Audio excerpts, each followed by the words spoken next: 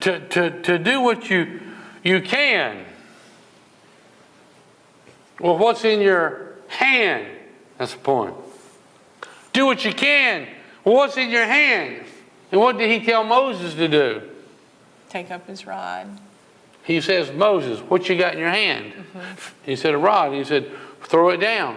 Anyhow, Moses did many miracles with that rod.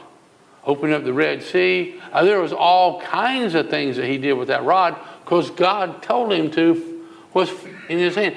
What do you have in your hand? Or what did David have in his hand? A sling. A sling. Some rocks. 5 smooth stones that he took out a giant. The most awesome, well-trained giant who was a warrior, who was a mean warrior, an ungodly warrior, but David took him out with what was in his hand, a sling.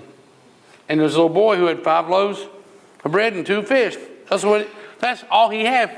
But he gave Jesus, and Jesus multiplied it and fed 5,000 men, plus about 5,000 women, and about 5,000 kids. There's about 15,000 people that he fed because what was in that little boy's hand.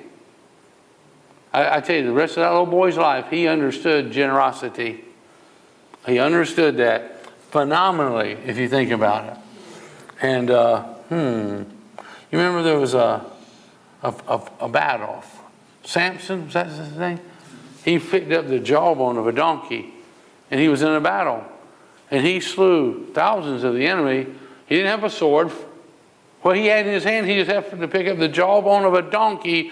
And in this fight, he won the battle against thousands of men. Think about that. What's in your hand? What has God put in your hand? What can you do and use it for Him and do it for Him?